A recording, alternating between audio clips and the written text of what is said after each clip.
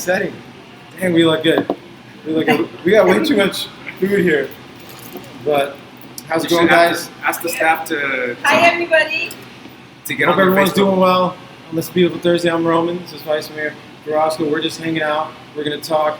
We are at Mexico Bakery. Mexico Bakery. Mexico Bakery, 1560 Alum Rock Avenue. Check that out. Cheers. Good morning. Talk. We got Omar here on Instagram Live. First off, for those of you guys who have no idea who this awesome lady is, I wanted to introduce your Vice Mayor of San Jose. Maybe get to know her. I'm going in with a blank mind as well. The Vice Mayor, first off, let's go way back. Eastside San Jose, yeah? Yes. Like myself. Where did you go to school? So were you born here originally? How did it go? The spiel. I was born and raised in San Jose. I actually grew up in the west side of San Jose, in the Del Monte cannery area. Okay. It doesn't exist any longer. We have condos there, beautiful condos. Yeah. And the only thing that is left of the area that I grew up in is the water tower. So it's a beautiful reminder of where my parents made a living and provided a home for me. It's over by. And what's the closest thing to there?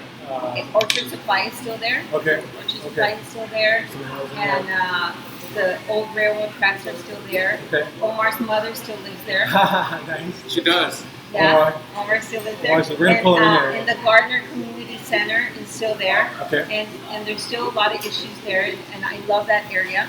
Okay. But what was beautiful about that area is that it was a very immigrant community. It was a very close-knit community, and it's really where I remember the happiest moments of my life. And usually, what I tell people is that in the summer, especially when I smell the fragrance of peaches. That's the smell of my childhood because my parents worked for peaches. It's crazy how scents bring back those memories, Absolutely, right? In that way.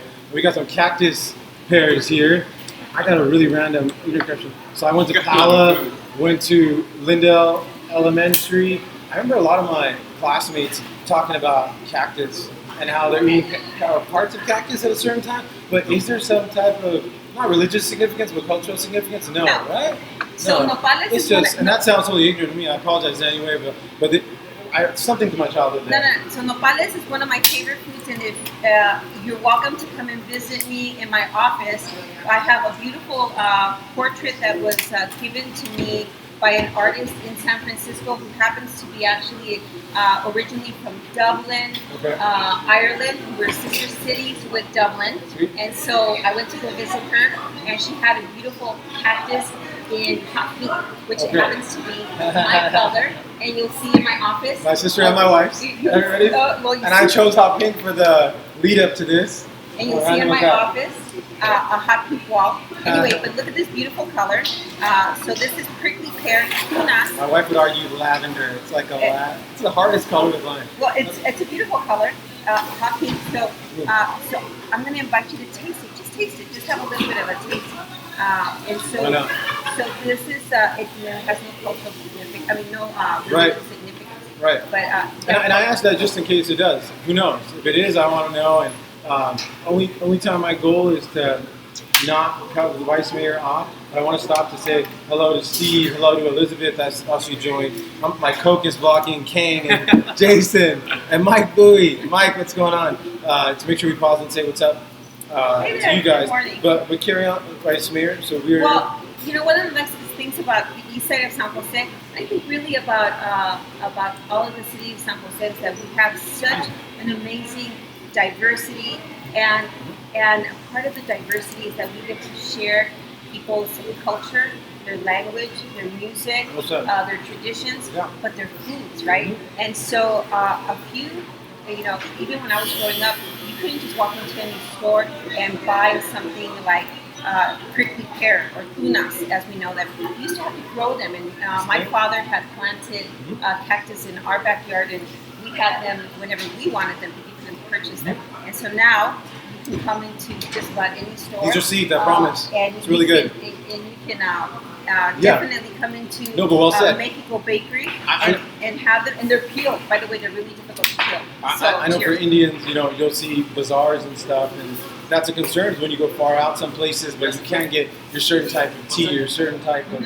Well, I mean, these days we'll probably have Amazon come into our refrigerator or something one day, but that's so important, having that culture, having those things. So, fast forward, so grew up in Del Mar, smelling the peaches.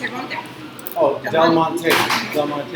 And then this is elementary school, which is. And then I went to high school at Women's High, 76ers. Nice. Yep. And then I went to. So I was stand up. Yeah. And then I went to college at UC Santa Barbara. Wow, very cool. I went to UC Santa Barbara, much to my parents' chagrin because they didn't quite understand the importance of going away to school, and they thought. Or they're just trying to keep you close. Well, that's everything. I was an only child. I'm an only child, and so they didn't want their daughter to go far away. And we didn't have. Right. We didn't have this, so I couldn't wave at my mother. And you only made phone calls on Sundays after 7 p.m. So if you missed that call.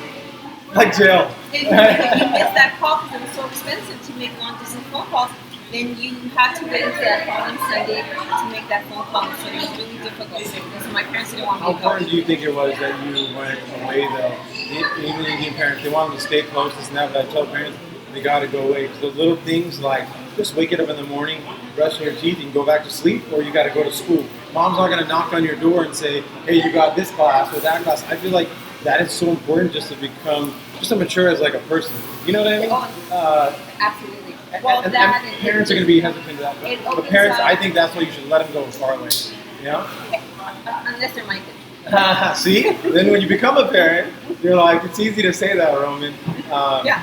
No, it's been a wonderful experience. I was the first generation. Same as us, Santa Barbara. Yes, actually. Same here? You guys meet each other? Oh, okay.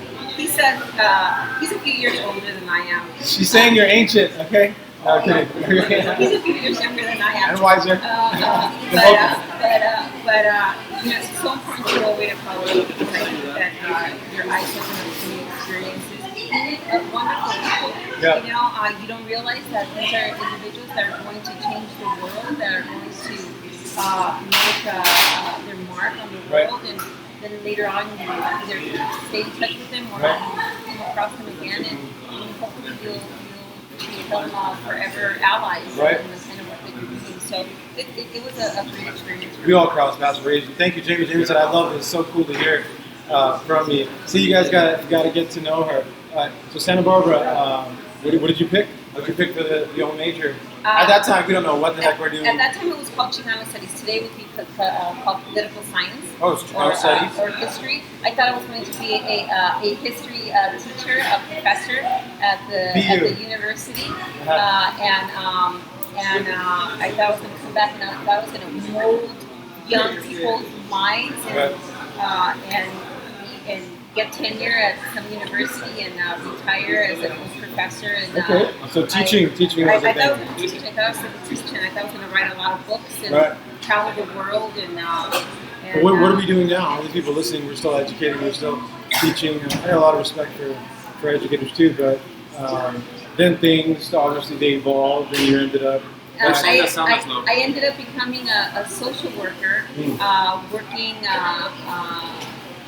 25 years in social work, working with families in crisis, actually. Okay. They're saying the sound is low. Oh, the sound. Oh yeah, I was going to ask you guys. You can't hear us. Either that, or maybe if you got the music down a little bit. We're partying too hard here at Mexico Bakery at 10 a.m. But thank you for telling us. Okay, better. Sound good. That's because I'm yelling, Chandra. And on the east side, it's always a party. You know what? So I just turned Vice Mayor's volume up, my volume up. That should help for you guys. But thank you so much for telling us, Chandra. I swear that crossed my mind as I was talking. So, cool. History's always been my thing as well, and political studies. But I was going to ask you the motive, but the motive was to educate. It was to teach others. Yeah, but once I got back, life has funny curves and turns, and highs and lows, and it's just a roller coaster. And sometimes you have to go with it. Also, What you start off thinking that you're going to do is not always what it it's ends up never being. going to go as planned. And you can't be rigid. You can't. I always say you can't be an oak because sometimes you break. You have to be like the Better be a concrete. plant. Or a plant. A palm tree, right? You have Okay. to sway and you Wind. have to be very flexible. And so my life turned and changed a little bit. Right. And I ended up being a social worker for 25 years. I started off doing foster care and adoptions, and I loved it. Oh. I loved uniting families, reuniting families in some cases, which was the case with Talk about with foster empathy. care. Talk about empathy. You're going to see real. Yeah. This is my show. I can cuss, but I won't. But you'll see real stuff, and you're going to feel for them. The only thing I could think of is maybe being a lawyer and actually being a public defender like Ash was, as being a social worker, dealing with foster children, dealing with those. You see the real things that affect the community, right? Right. And what's exactly going on? And did you do that? Stay down south to do that, or did No, you no, come here? I came right back. Okay. I'm an only child, so I had to come right back. Okay. It was my commitment that I had made to my mother when she finally accepted that I was back, that I was in school down south. I had to come right back. But I'll tell you one thing. Sure. 25 years ago, when I started in social services, it was really interesting because I was hired to do a massive campaign to bring awareness regarding foster care and adoptions. And we struggled to bring this kind of awareness. I'm so glad that 25 years later, we're talking about it. We're looking not only just to talk about it, but there are systems in place, Right. and there's so much advocacy and support for these young people that really have become really vulnerable individuals in our community. We know that they have an increased risk of homelessness, Right. an increased risk of unemployment, an increased risk of dropping out of school, an increased risk of so many other issues as they grow older and they age out of foster care. So we have to make sure that we wrap ourselves and wrap our arms around them and make Yes. sure that they have stability and that they have a home and that we do everything we can to make sure that they're successful and that they don't feel that they're broken because of something that was out of their control Yeah. in their family unit, Right. right? But that they still belong in Yeah. our community and that they're ours, right? And that we take responsibility for them. So I'm glad that they're getting a lot more support than they were getting 25 years ago. What do you think about single moms or single dads when you run into a situation? What do you think? Do you honestly think that has an effect on our youth? And what do you think that does as far as? I mean, it's an individual situation. I was reading statistics that when somebody's a single mom, single dad with kids are more likely, because they're not going to listen to moms, to get into crime, to get into bad things.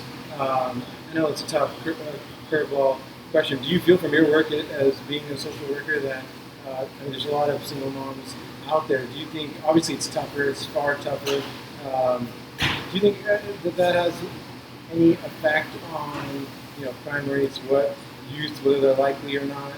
I think that could be prevented as long as there's after-school programs, there's avenues for these kids. Yeah, I think times have changed so dramatically. If you look at 50 years ago, right? To be a single mother was such a taboo. You didn't want to talk True. about it. Women were sent away to have their babies in homes, and Right. they were brought back, and it was never talked about, and women were outcast. And now divorce rates has skyrocketed. It's now becoming the norm, and women are choosing their path. Women are choosing to be single mothers. Women are choosing to delay motherhood until they're way into their 30s or 40s. They're choosing a career path first.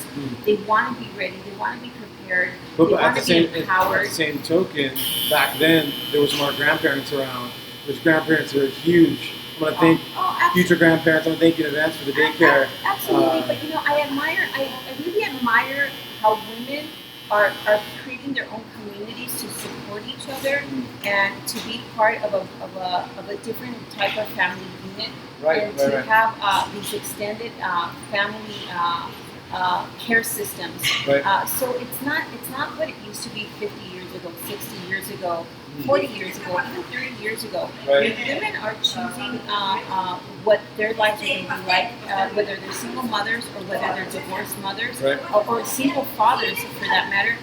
Men are becoming so much more active and so much more involved in their children's lives. So when we see single parenthood, I don't hear the same stigma anymore, and we Right. shouldn't stigmatize it. True. And so when we look at crime rates, I don't think it has to do with children coming out of single parenthood. There are definitely more challenges, and I think what we need to do is make sure that those children get the support systems that they need in the schools, and that they get the same support systems that they need after school, and it's up to those elected officials and the school systems to make sure that they have the resources and the wherewithal to provide for those children. Ramesh just said, less Roman, more Vice Mayor Carrasco. I totally agree with you, Ramesh. Okay, that's why I'm trying to listen. And that's, it's not Magdalena, that's Vice Mayor Carrasco to you. So let's get into the nitty gritty. I'm probably giving Omar a heart attack over here because I love talking about real issues, real things. He's giving me the eyebrows. Here is DACA. That's kind of been, the thing here. Very proud of Mayor Liccardo and for us for stepping up, talking about it. I'm going to be completely honest. I was completely ignorant about the issue, and I think some people out there maybe too who are listening. So let's start from scratch. We're explaining it to a 5-year-old. I saw a great post from an immigration lawyer on knowing your rights, and I think that's important that we let people know exactly what their rights are who might be listening or going through it from scratch. My barber earlier was like, I'm a DACA recipient, and was telling me I was at Evergreen Barbershop a second ago, and he's from East Palo Alto, and he was explaining to me just in a nutshell. So what is exactly? So if you're an immigrant, and any immigrant, right?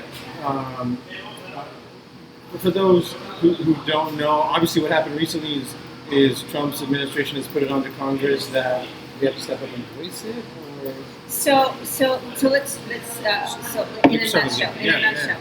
DACA recipients.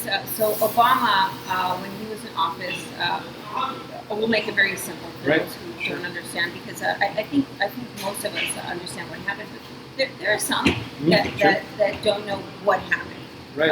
But there were a group of children that came over from Mexico with their parents, at a very young age, who never qualified for citizenship or for any sort of legalized Or don't have documentation. Residency, exactly. It's coming back to me And now. I so- remember Bernie talking about 800,000 in the It was U.S. 800,000 more or less in the U.S.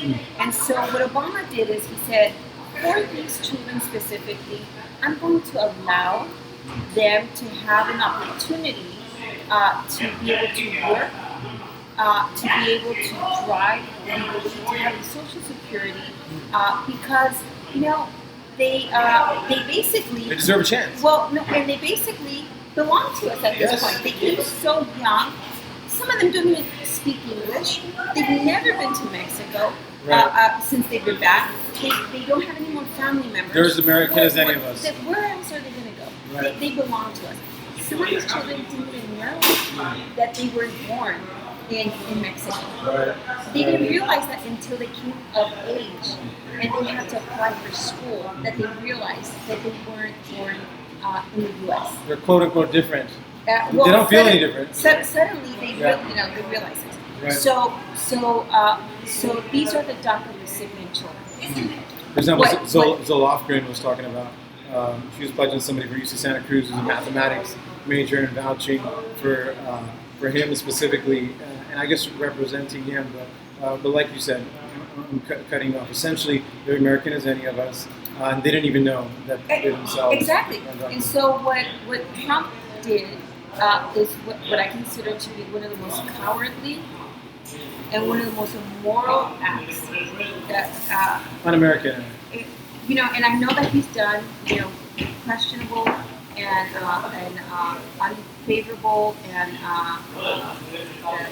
decisions since he's been in office. No way, he's an angel. But to me, But to me, this one was very personal to me for many, many reasons. This one was very difficult to stomach. This one was a very emotional one for me because I personally know individuals who have contributed in the most amazing of ways to our country. But I've seen people's lives change because they've been able to go from the underground economy, making less than minimum wage, to suddenly flourishing in a way that you and I could. Yeah. They've been able to go from It could be a future Vice Mayor Carrasco. Better. Right. They could do better Right. than a Vice Mayor Carrasco. Right. But going to a six-income house, they could be making six-figure income. They can contribute finally value to had- society, They no finally doubt. had health insurance. They were paying a mortgage. They bought a house. They were paying a mortgage. They've been doing so well, and to suddenly have the rug ripped from underneath them is so unfair, and it's so cruel in absolutely the worst of ways. How can you even deport these individuals to a country that they've never been to, or that they don't know anymore, that they have no family? It's like plucking you and putting you in El Salvador. Have you ever been to El Salvador? Nope. What if I sent you to El Salvador and suddenly said, fend for yourself? No, it takes me back. It It's takes me just back to ridiculous. the concentration type camps during World War II, what we did to the Japanese. Right? It's essential to that, and there's no way to realistically get it on. So, Vice Mayor Carrasco, what can anybody do? Obviously, people educate yourself on that. I feel like there's a lot of fear being rendered out there, but we fear what we don't know, right? We should try to educate ourselves. Know your rights as best as you can. Well, there's fear because there should be fear because he continues to up the ante on our immigrant communities. He has just decided to continuously attack our most vulnerable of members in our community, and those are the immigrants. And no matter how many times we continue to show him the facts of how our immigrant communities have made America what it is, he continues to try and appease his base. Right. So this is what we must do. We must continue to apply pressure to our representatives in Congress. We can't ease up on that. But the other is, there is internal strife in the Republican Party, and I think that this one is the wedge. And so I believe that I believe that we will find some allies in the Republican Party, and I think it is applying the pressure in the Republican Party. That's one. Is this exclusive to Mexican Americans? Is this all immigrants? DACA is this Indians, Filipinos, whatever? No, it's just specific. DACA is not exclusive to Mexicans. DACA applies to all immigrants to those that were able to qualify for that. But what I'm saying is, so they must know their rights. They must not panic because you can still work until your DACA expires. And even when your DACA expires, you do not have to inform your employer that your DACA has expired. So you must go to the websites that are reliable and to those organizations that are credible. Try to renew it right away. Well, you're not going to be able to renew it under this. Okay. But he's given 6 months for it to phase out. So, but you need to go and get you need to know your rights. You can't go by rumors, and please do not go to the famous notarios which prey on our people. You have to go to reliable government resources, websites, like Siren, like the Law Foundations, and all those wonderful organizations that we have here in San Jose that we've been working with that really are the most reliable sources. I know that everybody is scrambling right now to get petitions and signatures, and people are going to DC and they're advocating. And let's hope that in the next 6 months we actually have a path to citizenship at the very least for our DACA recipients, at the very least for our DACA recipients. So, and this is something he moved forward, and they say he's putting Congress on the spot. Congress can overturn this in a heartbeat, right? There have to be overwhelming majority there. We're hoping that Congress will act swiftly. Yep. And we just have to continue to put a lot of pressure on our representatives. I know that Zoe Lofgren has been a true advocate for us. I love her. Yeah, but she's one person. Yeah. So we just can't lose up on this. This is very emotional. This one is a very emotional one for me, and this one is a very personal one for Right. me. And everyone quote unquote doesn't like politics until it affects you personally. Yeah, Right? I want to add this. Sure. Of the 800,000 DACA recipients, about a third of them live in California. Of the 1/3 that live in California, 70,000 approximately are already enrolled in a 4-year or in a community college. So they're students. They're already students. Of the 1/3 that live here in California, they already contribute $11 billion to the state economy, making us the 6th economy in the world, one of the most powerful economies in the world. So they contribute to elevating us to that level. Right. These are not individuals who have their hand out waiting for charity. These are contributing individuals. They're doctors, they're lawyers, they're teachers. They're individuals who have been working out in the disaster relief out in Texas. Right. These are your neighbors. These are. We're fine. We'll keep Oh, keep what going. happened? The connection just went down a little bit, but it'll jump. It'll still be recording as well. Yeah. No, while we're on there, so I just saw Jeremy, right? And again, this is all going to go on YouTube here later. We're back. We're fine. Yeah.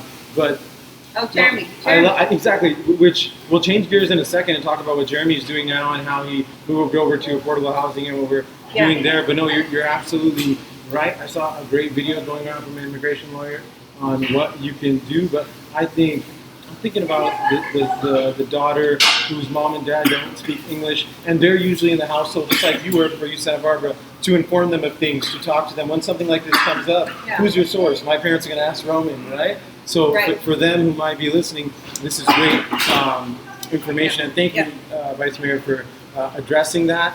And come on, we're not going to go down without a fight. I try to be a wacky person and always think in my mind to argue the other side, right? Just to kind of think to myself. And this is the one time where there's no arguments. There's no argument. Everybody knows that we're immigrants.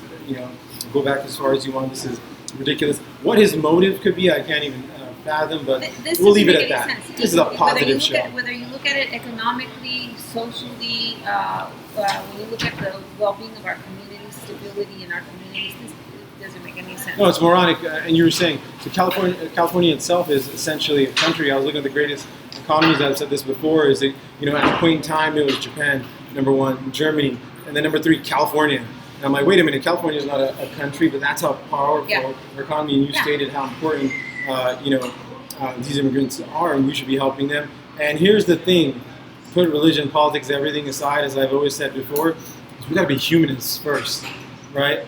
And I think somebody like yourself, the background that you have, is completely empathetic to that, and somebody who's never been on the front lines or done these kind of things or been fed with the golden spoon are the only ones that I can imagine to not care about their other fellow man. But anyways, let's wind it. Let's switch it over to a positive and talk San Jose for a second. I saw Jeremy for a second, a good friend of ours, just moved over into a division of trying to focus on affordable housing. And let's be real, which is what we do on this show. Everybody's moving out, Tracy left and right, but they're commuting all the way back to San Jose because this is where the jobs are, but essentially because they may or may not be able to afford where they live right now. But I know yourself, I know Mayor Ricardo in the background is working their tails off to try to find ways to make this better for our community and better for San Jose. What are some of the types of things? I'm sure this has been on your radar since I saw Mayor Ricardo talking about some housing he's trying to get done in downtown San Jose to make things more affordable. Anything off the top of your mind that's in that range? What I do want to talk about, well, there's a lot of projects that we're working on, and we're trying to incentivize developers. We're trying to incentivize companies to come in and offer, be able to offer our residents local jobs, good paying local jobs.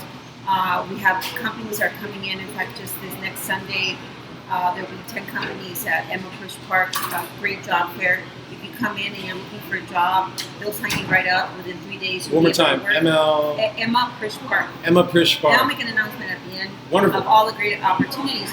But there's a lot of activity happening in San Jose. San Jose still has a lot of vacancies, and so we're trying to encourage people to come in. And San Jose is a great city to work for. We're trying to streamline the process so that it doesn't take 6 months to get hired. Yep. It doesn't take even 3 months to get hired. We're trying to get people in the door and through that process. So we're trying to be the kind of city that you want to come and work for, make a good wage, and we're trying to make sure that it's an affordable city. That's probably not going to happen. And have that wage, be I guess in parallel with housing, all right? Exactly, and it's not an affordable city. It isn't, and I'm telling you this as a mother of 4 children who's also struggling. But I'll tell you, I want to tell you a little bit about where we are. We are on Alum Rock Avenue. 1516. Mexico Bay. On the east side of San Jose, which I absolutely love. You have to love your district if you're going to run for your district and you're going to represent it, and I hope to try to represent it well every single day when I get up in the morning.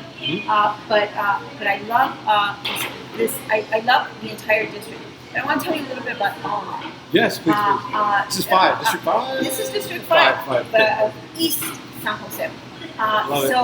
So the past couple of years, VTA has come through installing BRT, bus rapid transit, with the hopes of getting people through East San Jose as quickly as possible into downtown, into what's going to be the transportation hub, so that they can get into Silicon Valley or South San Jose or wherever they need to go, so that they can get to work and they can make a living and they can put food on the table for the children. That's improving affordability right there, right? Less gas, less cars. Well, that's part of it. That's part of it, right? But there's been a lot of capital improvement up and down Alum Rock.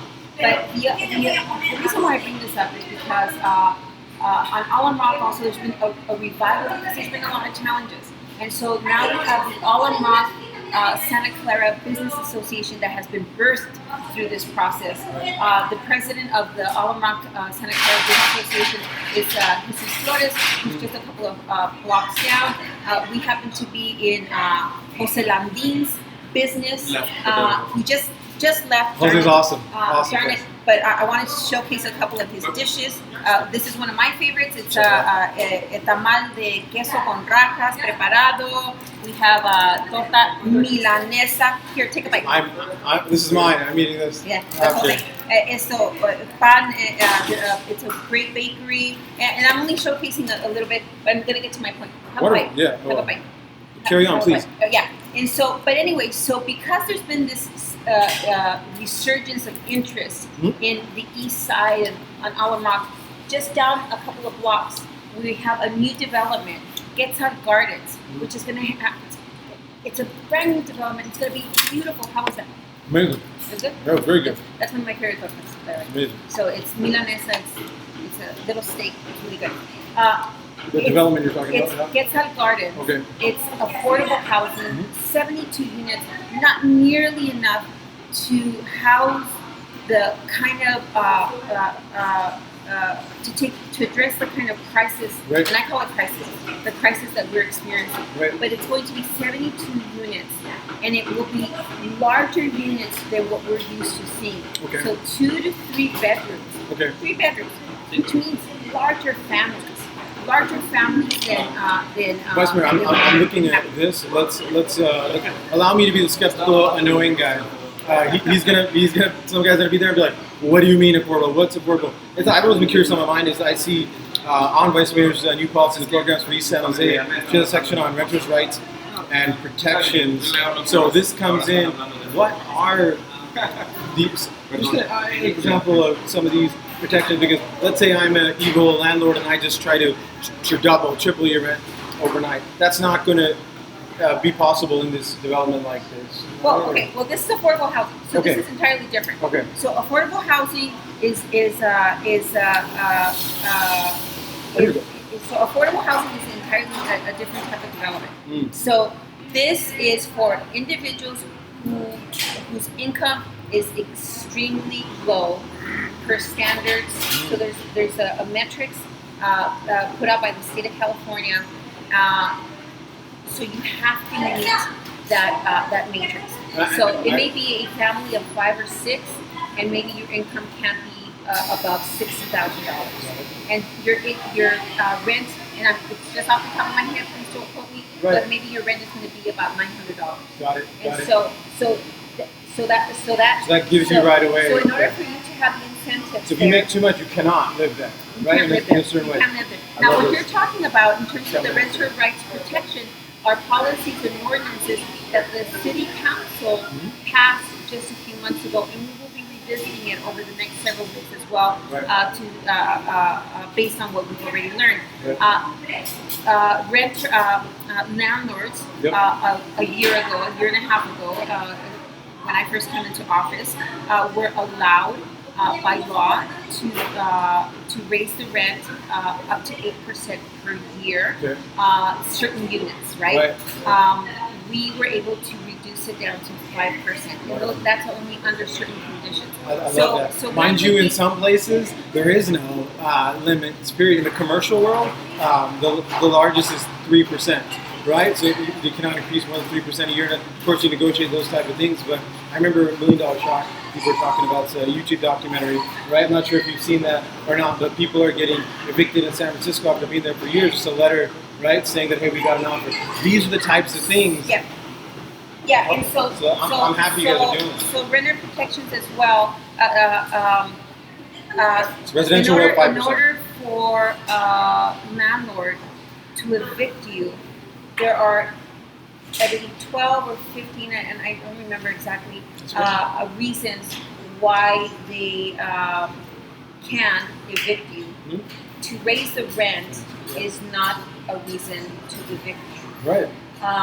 So if you violate the contract, they can evict you. Sure. Because you're destroying the property, they can evict you. Being a nuisance, if you're doing committing some sort of crimes. unlawful activity, they can evict you. Right. So if they're protecting their property because you're not taking care of it, they can evict you. Right. But they can't evict you based on, suddenly the rents doubled and the market calls for that, and now they want to make more money or more profit. They can't evict you based on that. And fair. so it's a protection for the landlords as well as a protection for the renters. Now, what I want to say about that is that we need our landlords to be able to provide housing, good quality housing, clean housing. And be empathetic towards these type of things. Exactly. So I want to be able to say that I have a great deal of respect for our landlords. I have a great deal of respect for those who provide housing, clean housing, quality housing, that respect their tenants and that are willing to work with us. In every business, whether it's a restaurant, whether it's a store, whether it's a department store, whether it's a tax service, real estate, what have you always have your bad apple. Right. And there's always individuals who referees. There's always going to be two that are corrupt. And they're and so we're trying to make sure that those bad apples are not taking advantage of vulnerable individuals, because this is a different kind of business. People need to live in shelter. They need to take care of their families. So we're trying to protect our families. I think it's wonderful what you guys are doing. I call it preventative maintenance, but within your guys' power, these are the type of ways to avoid these type of issues, which is a great thing you're doing as an elected leader. Man, Omar, we just gave amazing value again, and I think the people, these are real issues, right, that people care about, like rent control, like DACA that we talked about. And this is what I was talking about. We were worried about time, boom, 42 minutes, just like that, and we've gone through 2 questions. I'm telling you, this thing is, people are like, how do you talk for an hour? I'm like, listen, just having great conversation, right? But documenting and having you guys able to join us. I apologize, Omar will go back through. There's a whole bunch of questions that came up. And if you missed it, don't worry, we're going to go back, we're going to go through it, and we'll be able to get answers for you on that. We appreciate you asking them. So we talked about DACA, we talked about, let's see, I'm going to go through one of them because I know I took my time.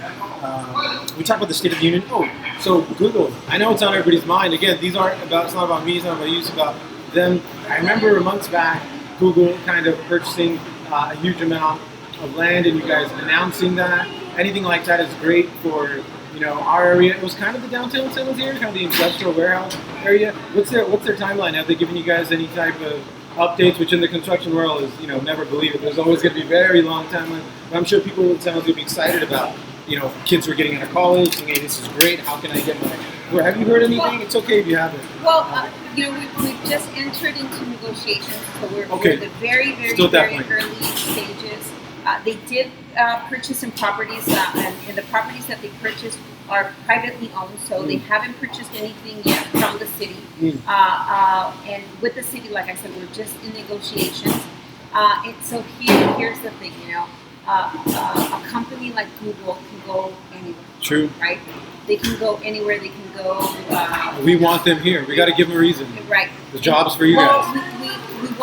We want them here. Right. We want them here. We want them to be responsible corporate citizens. I believe that they will be. That's a tough line, right? Balancing that business versus ethics. But I think that they will be. I think that they're hearing from the community that San Jose is different.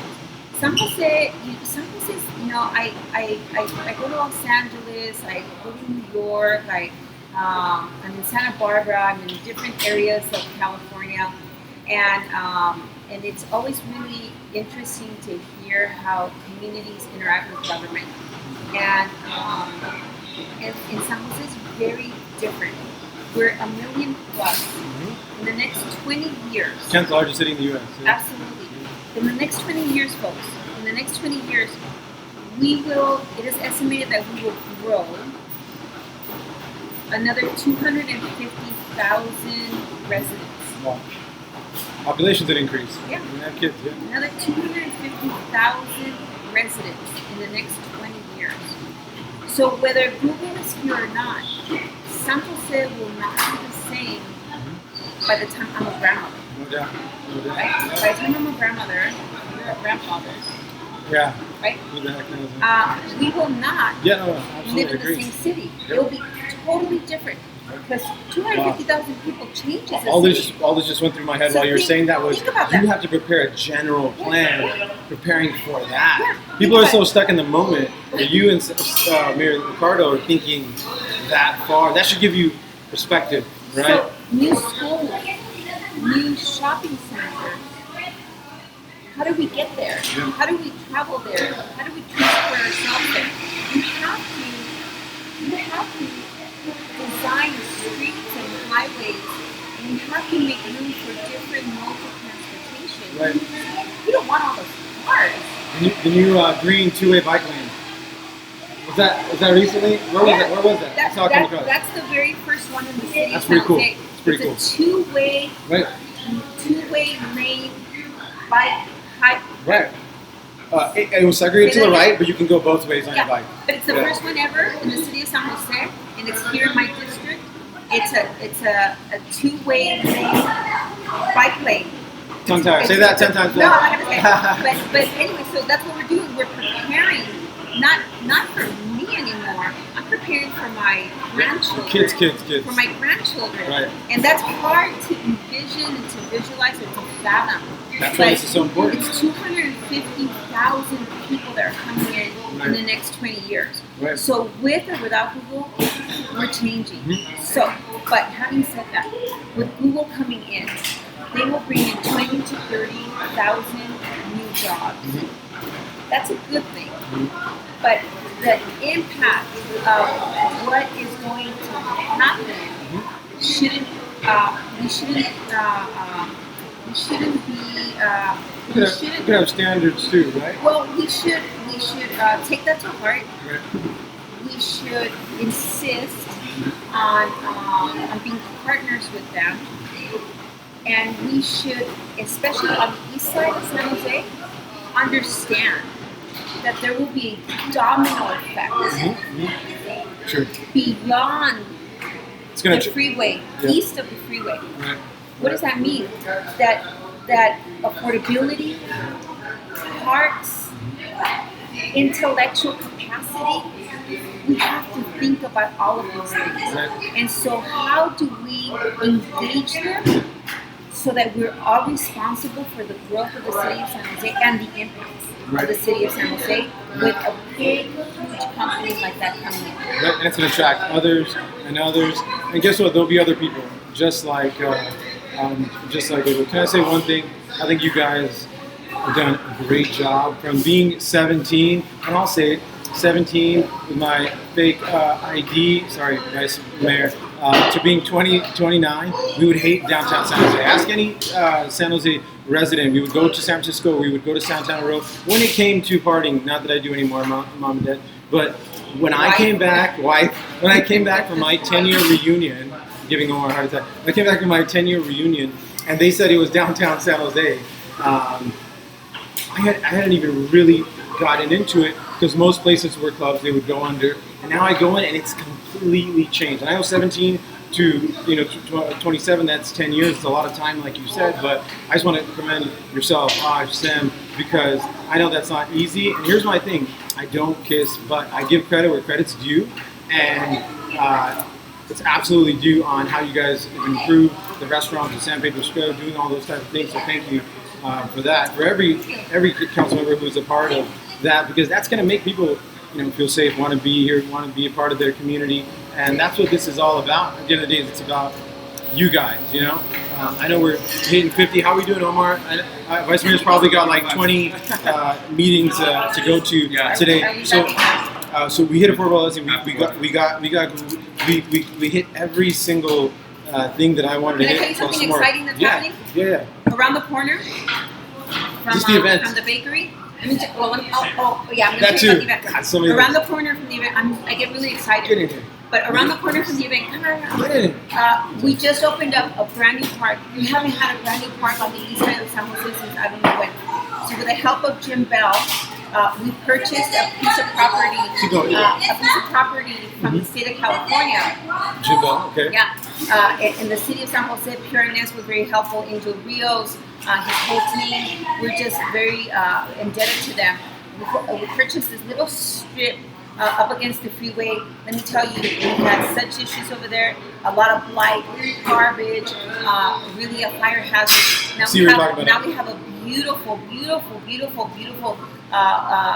park right up alongside. We just finished phase 1, and it's just lovely. We're cobbling funds together to finish up the phase 2. Phase 2 is very exciting. Can I tell you why? You're jumping off a building. Make sure you get to that after. Sorry. We got three things. Let me tell you why phase 2 is so exciting. For the first time ever, on the east side, we're going to have a dog park. We have dogs. Yeah, we don't have any dog parks. We've never had a dog park. We're going to have a dog park. So phase 2 is going to be a dog park. So we're excited. This is on 31st. I know, Neto Bejerano, a dog park. A dog park. Yeah. So anyway, so that's going to be phase 2. But anyway, phase 1 right now is beautiful. And so it's all around. And 31st Street, we're going to have a little ribbon cutting with little cupcakes or something. I don't know. We'll figure it out. But that's more to come. So that was. We'll throw the date in there too. That later. was announcement number 1. Announcement number 2. I'll talk about Viva Calles in a second. Announcement number 2, this Friday, 4 p.m. This one, he hasn't thrown me over the edge. Double Omar yes, Torres. absolutely. Omar Torres. He put all this together, so thank him, by the way. He throws me over the edge every day, but now I'm literally going over the edge. Is it Adobe building? It's the Adobe building. Okay. I'm going to conquer my tremendous fear of heights, and I'm rappelling down 16 floors. Please come join me, cheer me on. Please try not to distract me too much because I am coming down 16 floors. Is it too late to donate if you find Vice Mayor's late? I would love it if you would donate $10, $15. Anyway, that money goes to really help build the skills of our houseless population and hopefully really end homelessness for these individuals. But I need to finish raising $2,000 in order for me to come down those 16 floors. Right, I gotta but if you go on my Facebook, just press the donate button. I really would appreciate it. We're almost there. We're actually almost there. Okay. And so $10, $20, that's all I'm asking. I'm not asking for a whole bunch of money. Just a couple of bucks would be very, very helpful. But again, please join me. 4 o'clock. I'm coming down those 16 floors. 4 o'clock. Is that today? No, on Friday. Oh, Friday. Okay, yeah. Check out Vice Mayor's If page. it were today, I couldn't do this interview because I'd be all a ball of nerves and I'd be crying. You're meditating in the corner somewhere. I'd be crying. They're closing out the roads. There's some huge event. Okay. It's that last one. My last commercial. Folks, it's exciting. You know, we're only doing it once a year, but Viva Calle. Okay. And so give me a thumbs up, whoever's listening, and let me know if you've heard of Viva Calle. Viva Calle is very exciting. We're very happy to be able to do this. This is our third year that we've done it. And once a year. We only do it once a year, but I'm going to tell you, in Bogotá, Colombia, which is where it started, they close 60 miles of their streets.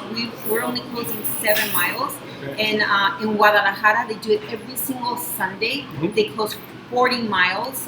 This last spring, Omar and I and Councilmember Arenas had an opportunity to go out there. We rode 14 miles of it. It sounds easy. What's the significance? What's the cultural significance? It's just it's a festival? It's not so much a cultural significance, but I'll tell you what it is. Mm-hmm. And by the way, they're doing it in Paris, they're doing it in Los Angeles, they're doing it in Mexico City, they're doing it in Canada, they're doing it back on the East Coast in San Francisco, in New York, in Boston. I can't remember where else they're doing it, but really it's catching a critical mass throughout the world.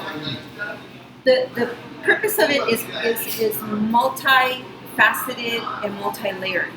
One is, imagine reclaiming one of the biggest parks that you have in the city, which is your paved street. This is the biggest park you have. Imagine taking all of those cars off the streets for one single day. How many tons of carbon monoxide are you taking out of the environment? That's a great point. Yeah. So, if you're thinking of environmentally, it's good for the environment. It's excellent for the environment. Pause for a second. Right? Let's pause. No, I'm going to pause with the. I'm sorry. I meant pause with the pollution, the cars, all that. Oh, but I wanted to pause anyway. I didn't mean to cut you. But I wanted to pause anyway. Okay. That's one layer.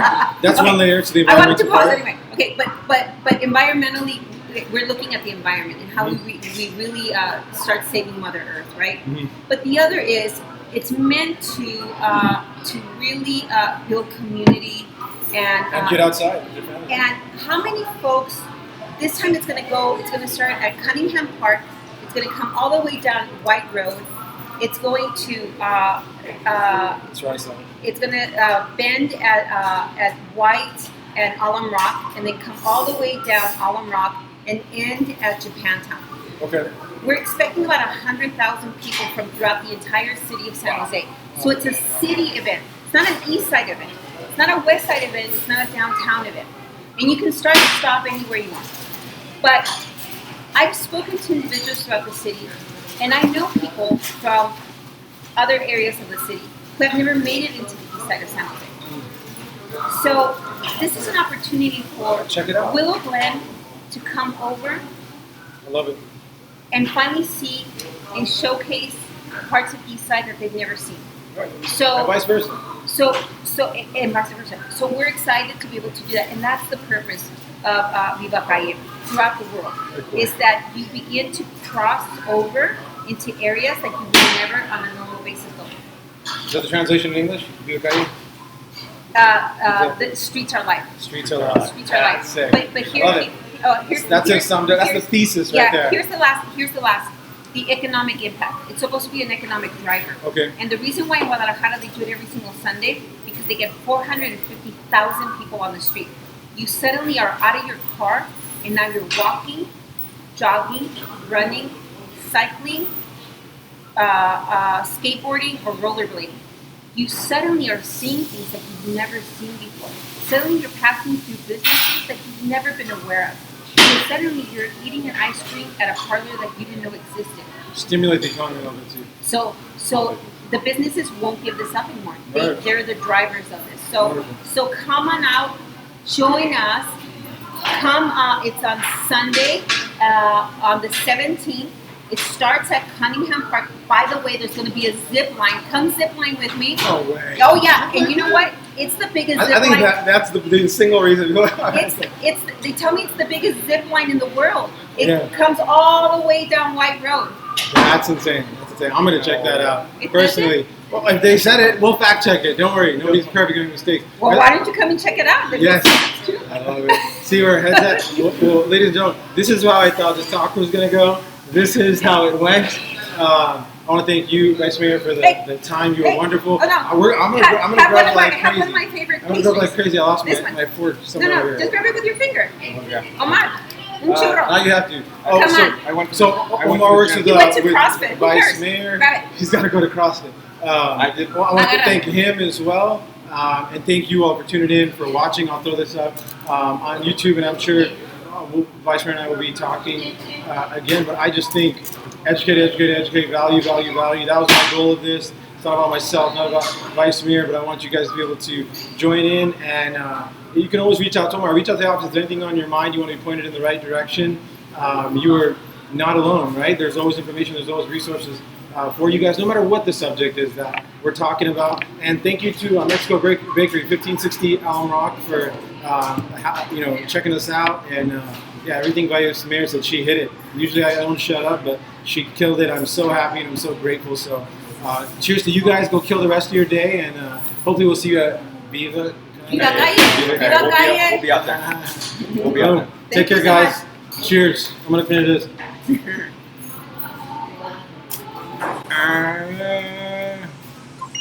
Wonderful. Oh, awesome. That's good. Good job. Good job. Oh.